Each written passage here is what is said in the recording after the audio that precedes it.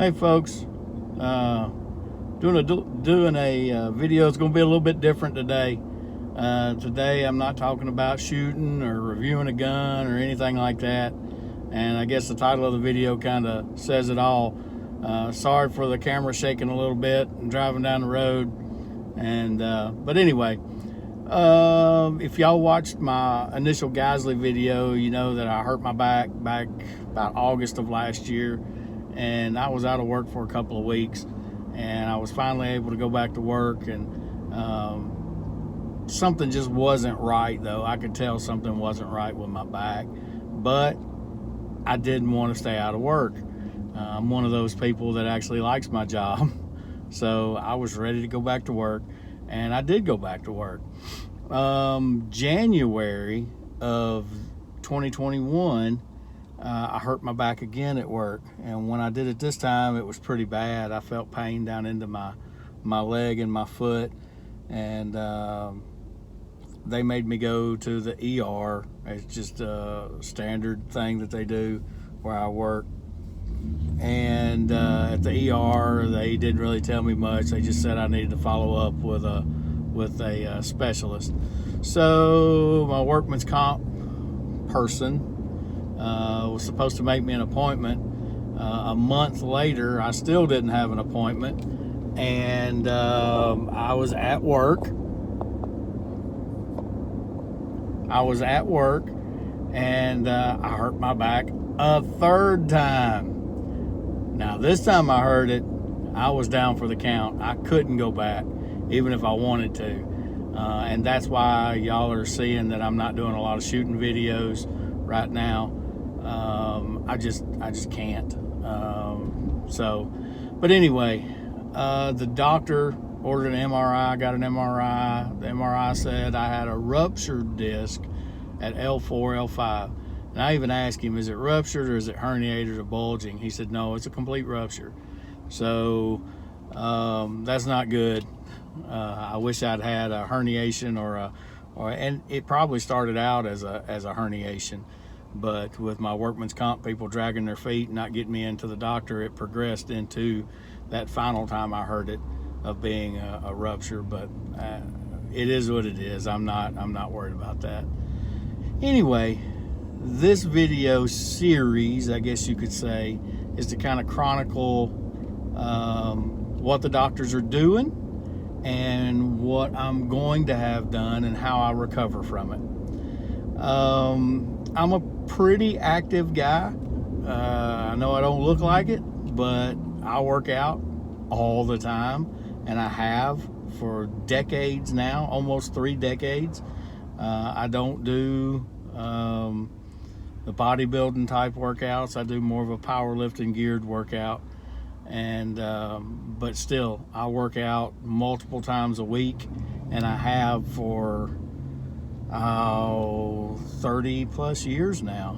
So I'm fairly active, and hopefully that will help me recover from whatever I've got to do. But the doctor gave me some choices when we found out the disc was ruptured. He said I could do nothing, which isn't an option. He said I could go on medication. That's not an option. I'm not going on pain medication. He said I could have an epidural injection, or I could choose surgery. Well, I don't really want surgery, so I told him I would like to try the epidural injection before we went any further, and he said that's fine, we can do that. He told me the success rate on epidural injections was about 50%, and I was hopeful that I would be one of the 50% that actually felt something from it. I got a benefit from it. So basically, an epidural injection, for those of you that don't know, is they take a needle, they go in at the level that's affected. With me, it's L4-L5. It's in between L4-L5. And they stick a needle down in between the vertebrae. And first they inject lidocaine. Lidocaine is a numbing medicine. If anybody's had stitches or anything like that, you know what lidocaine is. It numbs the area. So they went in, did that. Then they injected a cortisone steroid. It's a corticosteroid. And that steroid, the theory behind it is basically it bathes that nerve in that medicine, and it helps take the inflammation away and soothe that nerve.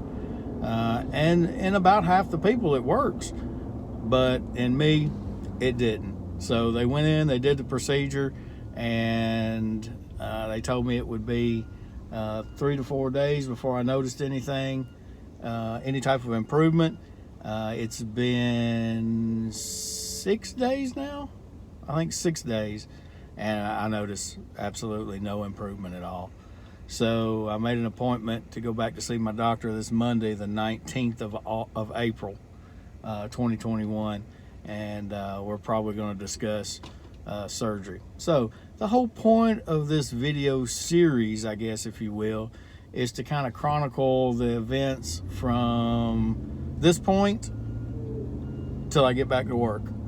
And the reason I'm doing it is so people that are in the same position that I'm in can see what the procedures are, or at least hear what the procedures are, and see what the results are.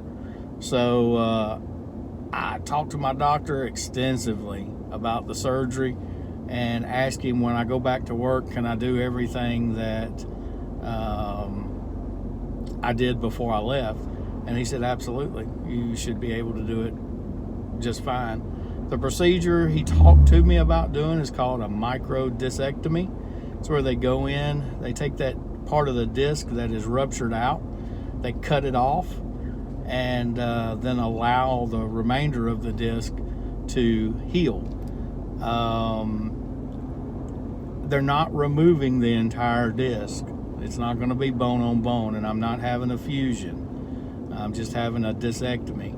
And they're just going to go in with like a 2-inch incision and do it with a minimally invasive procedure. And I should be in and out of the hospital that day, and back on my feet, walking and doing different types of moderate activity the very next day. So I'm going to chronicle the events of and just show you how they're panning out, and hopefully things will go good.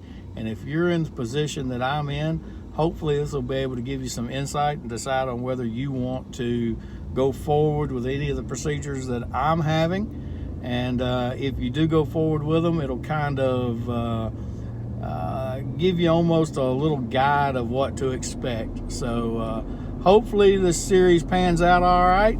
And boy, he's turned his dadgum radio down. I hate it when they got them dadgum radios up that loud. But anyway, hopefully this will give you some insight, and hopefully everything turns out okay. But thank y'all for watching. Stay tuned, and I'll give you a follow-up after the doctor's appointment. Y'all have a good one.